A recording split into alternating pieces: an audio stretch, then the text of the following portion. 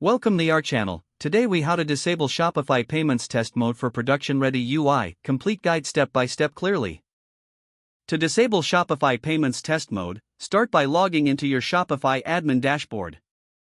Navigate to the settings section located in the bottom left corner. Click on payments from the list of available options. In the Shopify payments section, look for the test mode setting. If test mode is currently enabled, locate the checkbox that indicates its status. Uncheck the box to disable test mode. After unchecking the box, scroll down to find the Save button. Click on Save to apply the changes. You will see a confirmation message indicating that your settings have been updated. Next, to ensure everything is functioning correctly, perform a test transaction. Visit your online store and add an item to your cart. Proceed to checkout and enter your payment details. Complete the checkout process by clicking on the Final Confirmation button.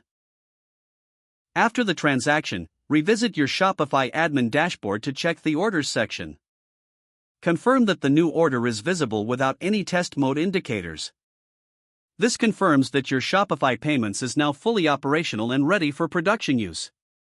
If you encounter any issues, revisit the payments settings to ensure everything is configured correctly.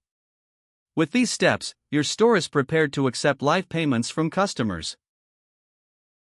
If the page does not load, refresh the browser or try again in a private or incognito window. Make sure you are using the correct email address, then retype it carefully to avoid small typos. If your password is not accepted, use the reset option and create a new strong password you can remember.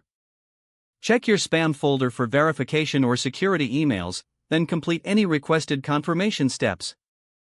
Enable two-factor authentication if available to improve account security and reduce unauthorized access risk. After signing in, review your profile details so your contact information and settings are accurate and current.